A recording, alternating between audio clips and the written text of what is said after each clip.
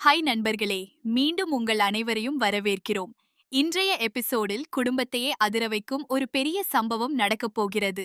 ஜனனி மற்றும் சக்தியை குடும்ப உறவிலிருந்து முற்றிலும் பிரித்துவிட வேண்டும் என்ற முடிவை குணசேகரன் எடுத்திருப்பது வீட்டில் பெரிய பரபரப்பை ஏற்படுத்தியுள்ளது.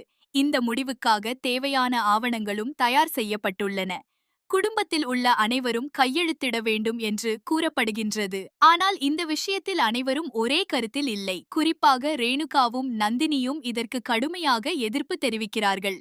ஜனனி வீட்டிற்கு திரும்பி வந்தபோது தர்ஷினியை தேடி பார்க்கிறாள். ஆனால் அங்கு ரேணுகாவும் நந்தினியும் இல்லாததைக் கண்டு அதிர்ச்சி அடைகிறாள். வீட்டில் என்ன நடந்தது என்ற கேள்வி அவளுக்கு எழுகிறது. இதற்கிடையில் குணசேகரன் தனது முடிவை அனைவரிடமும் அறிவிக்கிறார். ஜனனி இந்த வீட்டிற்குள் மீண்டும் வரக்கூடாது, இனிமேல் எந்த தொடர்பும் இருக்கக்கூடாது என்று உறுதியாக கூறுகிறார். இந்த முடிவை ராவணன் மற்றும் கரிகாலன் உள்ளிட்ட பலரும் ஆதரிக்கிறார்கள். ஆனால் ஈஸ்வரிக்கு இந்த முடிவு எளிதாக ஏற்க முடியவில்லை. ஜனனி தன் குழந்தையை மீட்டுக் கொண்டு வருவேன் என்று சத்தியம் செய்த தருணம், போலீஸ் விசாரணையில் அவள் எதிர்கொண்ட சிரமங்கள், தர்ஷினி மருத்துவமனையிலிருந்து ஓடி வந்து அம்மாவை கட்டிப்பிடித்த காட்சி போன்ற நினைவுகள் அவளது மனதில் ஓடிக்கொண்டே இருக்கின்றன.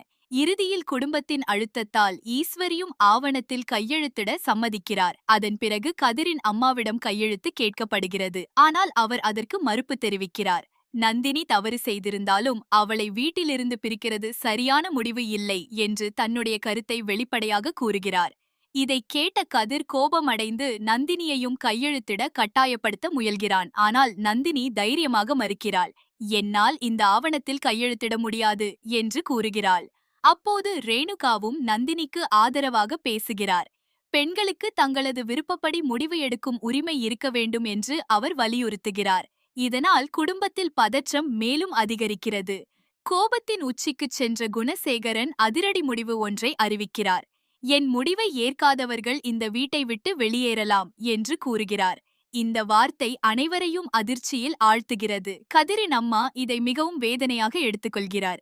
தனது சொந்த மகன் இப்படி பேசுவான் என்று அவர் நினைத்ததே இல்லை. இருந்தாலும் தன்னுடைய சுயமரியாதையை காப்பாற்றும் விதமாக வீட்டை விட்டு